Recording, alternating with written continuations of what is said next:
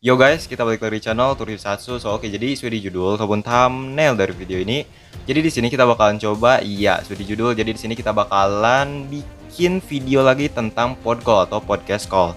Ya, pasti teman-teman semua juga udah tahu di thumbnailnya, yang dimana di sini itu kita bakalan abis-abisan bahas yang namanya apa istilahnya yang bersangkutan dengan Ultraman Noah, terus mungkin Dark Lucifer, terus juga lainnya. Pokoknya ya di sini kita bakalan coba bahas full tentang Ultraman Noah, tapi nggak terlalu full juga. Mungkin ya sebagian besar kita bakalan bahas topik tentang Ultraman Noah, misalnya ada Dark Lucifer, Dark Mephisto, terus juga lainnya, pokoknya banyak banget. Jadi di sini saya udah mengundang salah satu orang atau salah satu tokoh yang mungkin bisa dibilang sangatlah berpengalaman di dunia tokusatsu, terutama di dunia Ultraman. Ya, pasti teman-teman semua juga udah tahu yang dimana dia juga adalah salah satu content creator tokusatsu, terutama Ultraman. So, oke lah, jadi di sini kita bakalan coba undang atau nelpon orangnya atau ya ngepodcall di video atau di episode podcast kita kali ini. So, oke lah. Kedengaran suara gua? Kedengaran. Oke, sip. Jadi lu di sini perkenalkan diri dulu dong, ayo, kepada subscriber ataupun viewers di channel ini. So, oke lah. Oke guys, perkenalkan nama asli gua Juan. Gua juga punya yang namanya channel YouTube tentang tokusatsu bernama Blacklist Business, ya, bisa kalian cek nanti gitu. Kalau umur gua masih 17 tahun, mau nginjak ke 18. Alamat gua tinggal di Palembang. Oke, berarti gua adik kelas lu. Serius itu gua udah tamat gitu. Asli men, di sini gua baru 15 tahun mau ke 16 tahun. Ini beda berapa tahun ya? 2, 3 maybe. 2 mau 3. Sih. So, oke lah. Jadi di sini kita bakalan coba, mungkin ya sebagian besar di sini kita bakalan bahas ya Ultraman yang banyak banget peminatnya atau mungkin fanboynya, yang dimana lu juga kan ya emang salah satu orang yang apa istilahnya berpengalaman banget di dunia Ultraman, terutama Ultraman Noah gitu. So, oke lah. Jadi gue pengen nanya dulu ke lu, kira-kira lu ini suka apa istilahnya, suka tokusatsu itu semua tokusatsu atau Ultraman doang kira-kira? Gua sih suka Ultraman ya dari kecil gitu. Bahkan kalau untuk sekarang nih, gua tuh lebih memang pendekatan ke Ultraman ketimbang Kamen Rider. Meskipun ya banyak sih seri-seri Kamen Rider yang gua tonton gitu. Seperti yang gua excited banget nih tentang Kamen Rider Build. Gua serius keren banget Build itu. Iya sih, emang lumayan apa berbeban sih ya alurnya. Jadi untuk kira-kira untuk apa istilahnya apa ya? Opini lu tentang Dark Lucifer ya. Sesingkatnya, kira-kira singkatnya kayak gimana tuh Dark Lucifer itu? Oke. Kalau Dark Lucifer ini kan temanya antagonis gitu. Tokoh penjahat dan villain. Ya. Kita bisa lihat sih kayak singgung aja Tregear dengan Belial itu kan ya memang mereka itu jahat gitu, basicnya jahat, awalnya jadi yang baik. Nah, tapi bedanya di Lucifer ini, dia tuh referensinya ke iblis langsung gitu. Jadi kayak iblis Lucifer dalam mitologi Kristen gitu. Kalau kalian tahu ya, iblis Lucifer tuh gua sih gak mau panjang-panjang, jelas ya di channel YouTube gua aja kalau lihat. Lucifer juga sih dari segi desain itu udah lebih setengah monster setengah Dark Ultra gitu, jadi bingung gitu. Banyak juga berteori bahwa ini lebih ke kaiju karena ya gabungan dari seluruh spesies kan, dari seluruh gabungan Dark Ultra. Sama aja kayak teorinya Beyudora gabungan Belial dengan Such Monster gitu kan. Terus juga kalau si Dark Lucifer ini kalau nggak salah yang paling ngebedain juga ini dia itu di awal-awal juga udah menjadi jahat, berbeda halnya dengan Ultraman Toregia ataupun Ultraman Belial. Mungkin kayak gitu juga kali ya. Nah, iya benar sih, dari awal kemunculan udah dilihatin jahat, memiliki niat untuk ngancuri sesuatu atau ya yang namanya memiliki untuk menciptakan sebuah ancaman gitu. Oke, iya juga sih. So, oke lah. Jadi berhubungan kita udah bahas Dark Lucifer, terus juga ya yang berhubungan dengan Ultraman Nexus. Jadi di sini kita bakalan coba bahas ultra favorit lu, kira-kira apa tuh kira-kira?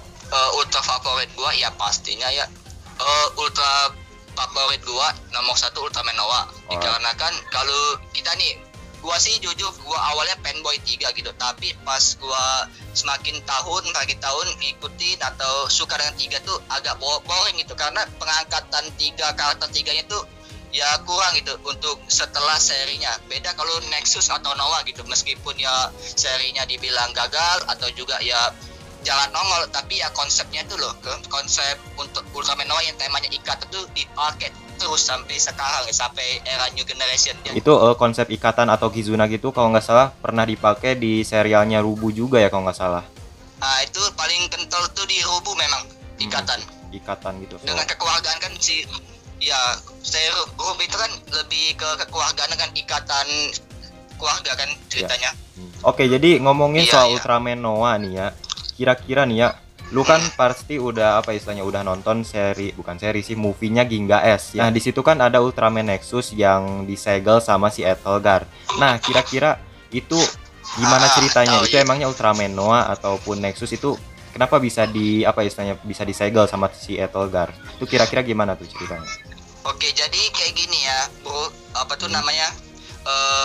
Jadi ada dua versi berbeda dari penjelasan Wikipedia dengan Suburaya asli. Kalau di Wikipedia bisa kalian cek ya, gua nggak perlu jelasin. Tapi kalau di Suburaya bisa kalian cek di IG gua Ultra Advance Pack bahwa itu tuh ada istilahnya apa tuh kata 5W plus 1H yang artinya masih menggunakan kata apakah dan kemungkinan, dan itu juga ya pasti meragukan gitu. Itu pertama. Kedua, yang di Map Multiverse, scan majalah Map Multiverse menjelaskan bahwa Nexus yang terkait di Ginga S itu masih terkait dengan serinya, yang bisa diteorikan itu masih Nexus yang Jun Himea. Bahkan bukan aja si Nexus nih, si 3 Daina dengan Gaia itu masih terikat dengan timeline serinya, bukan setelah serinya.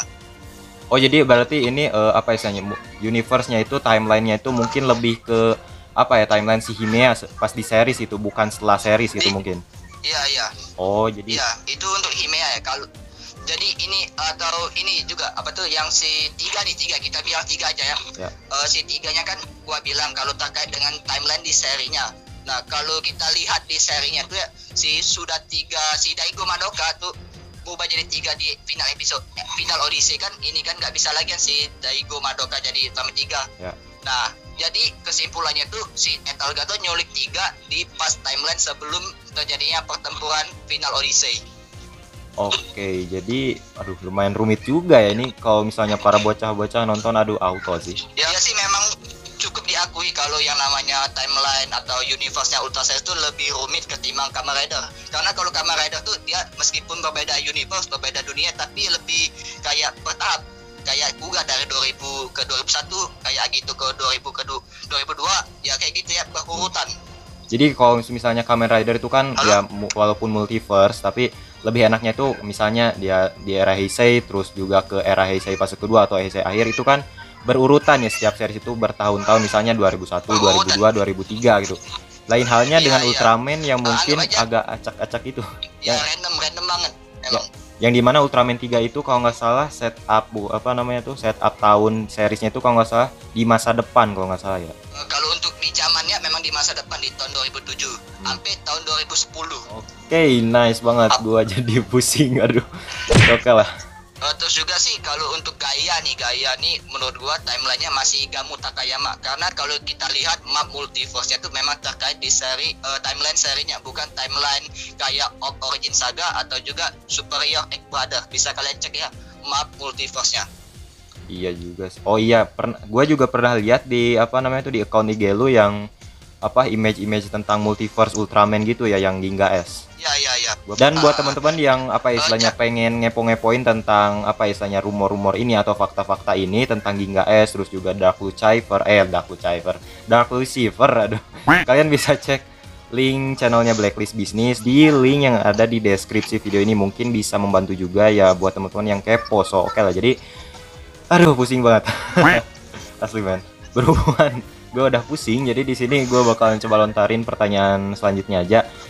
Jadi kira-kira nih ya, seri yang paling inspiratif bagi lu tentang Ultraman, dan kira apa tuh? Kalau seri inspiratifnya jujur gue lebih bilang ke Daina, ya kenapa tuh kira-kira? Karena Daina tuh ya kalau ya kita ambil logika aja nih, setiap seri atau film itu kan pasti memiliki pesan moral yang tersendiri ya. Kayak ya Mebius lebih ke senior dan junior, Rup juga lebih ke keluarga. Tapi kalau Daina nih setiap episodenya tuh punya pesan nasihat gitu. Jadi film Daina ini nilai plusnya, nilai nostalgianya ya di pesan tersebut. Kayak ya kalau lu ingat gak Lu ingat gak kalau episode terakhir Daina tuh yang pas Daina nyedot ke black hole? Oh iya, yang masuk ke black hole gitu ya? Nah ada kan yang si apa tuh Grand Spear ingin ngelenyapin populasi manusia gitu kan? Iya. Populasi makhluk hidup di semesta itu kan. Nah ada kan yang namanya Kapten Super Guts, siapa namanya gua lupa. Kapten Super Guts. Nah si Kapten Super Guts itu bilang kan kalau gua lebih menyukai perbedaan karena ya perbedaan itulah yang mengisi dunia ini. Itu sih yang dibilang kapten tersebut yang memotivasi banget seri Daina tuh. Oke, dan ngomong-ngomong soal Daina juga itu kalau nggak salah apa istilahnya lanjutan alur atau cerita si Daina tersebut itu kan kalau nggak salah di episode terakhirnya itu kan dia masuk black hole tuh. Nah kayaknya dia itu masuk ke itu ya apa universe-nya yang ada di Ultraman Saga itu kalau nggak salah. Dia sih kalau sudah masuk black hole itu kan katanya dirumorkan, bukan dirumorkan sih, dikonfirmasi kalau Daina bisa menjelajahi berbagai universe. Mungkin mirip-mirip juga sama si Zero gitu. Kalau Zero kan dia pakai Ultimate Aegis gitu. Kalau Daina nih kayak ya setelah dapat dampak dari black hole itu dia dapat kekuatan sendiri. Jadi kayak film-film apa nih? Kalau film-film science fiction tuh kayak film, oh ya kayak film Planet of Apes. Lu kalau ini ya nonton ya. Itu sih nilai plus dari Daina. Jujur kalau untuk seri gua paling excited dengan Daina. Alright. Dan juga bisa apa dibuat-buat nostalgia juga sih. Iya benar banget. Apalagi lagunya. Ngomong-ngomong nih ya, untuk seri yang ditayangkan di Indonesia zaman dulu yang paling bagus memang Mebius. Karena waktu apa tuh penayangnya pas banget jam 6 jam 7 dengan ditambah lagu yang ceria. Terus juga seri Mebius itu kenapa dibuat spesial, kenapa dibuat banyak collab. Kalau nggak salah Gaia juga pernah collab dengan ini si Mebius di serinya. Wah asli man. Karena seri Mebius itu episode 40 anniversary 40-nya Suburaya. Ultra series gitu. Pas ke 40 ya kalau nggak salah. Oh iya benar. Terus juga seri Mebius itu kan Ultraman Mebius ini kan banyak yang namanya kayak Gaiden itu ya. Jadi membuatnya seri Mebius ini spesial banget gitu. Tapi sayangnya ya si Miranya atau Shinji Igarashi itu malah pensiun padahal ya tuh. Tapi itu kira-kira menurut lo nih ya kemungkinan itu si Mebius ini kita ngomongin Mebius dulu ya gak apa-apa lah ya. Kira-kira nih ya ada nggak peluang ada nggak peluang buat si Mebius itu muncul lagi di Ultra Series atau istilahnya ya di movie lah setidaknya kira-kira? Ada peluang. Peluangnya kayak gini. Mebius nongol sebagai Ultraman-nya aja. Kayak Ultraman Taro gitu. Nggak usah pakai human host-nya. Oke, jadi ya mungkin kayak gitu aja dulu ya. Podcast kita buat episode kita kali ini di sini lumayan panjang banget di sini. Iya. Shoot pertama itu 20-an menit, terus juga di shoot pertama itu 20-an menit, terus juga shoot kedua ini 20-an menit, Pak. Waduh, gila ini digabung sejam, Pak. Tapi nanti bakal di-cut juga, so oke lah. Dan ya thank you banget buat lu bro ya, si apa namanya itu Juan. Dari channelnya Blacklist Business dan juga akun Instagramnya ultra_n fanpage. Thank you banget karena udah mau gabung ke podcast kita buat kali ini. So oke, jadi sebelum lu pamit nih ya, kira-kira bisa bilang kayak gini ya, like kalau kalian suka, dislike kalau nggak suka, dan kita ketemu lagi di video selanjutnya. Bisa gak? Oke guys, untuk video kali ini like kalau kalian suka dan dislike untuk kalian nggak suka. Dan kita jumpa lagi di video selanjutnya. Oke, nice banget. Oke bro ya, thank you banget karena udah gabung ke podcast gua kali ini. So oke lah. Oke guys, jadi mungkin cukup sekian di video podcast call kita buat kali ini. Jadi di sini barusan kita udah ngobrol bareng salah satu orang atau salah satu content creator tokusatsu terutama Ultraman yang mungkin bisa dibilang ya kita itu barusan membahas seputar Dark Blue Shiver, terus juga Ultraman Noah dan lainnya.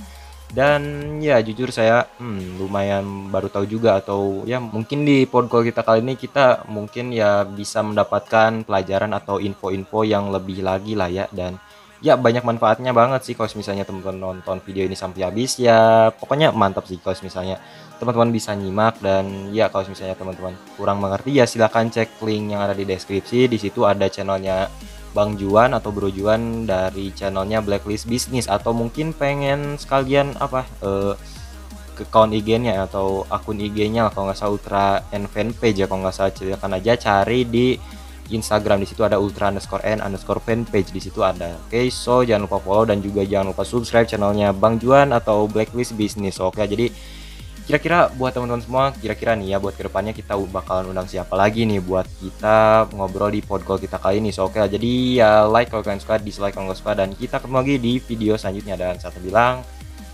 sayonara men.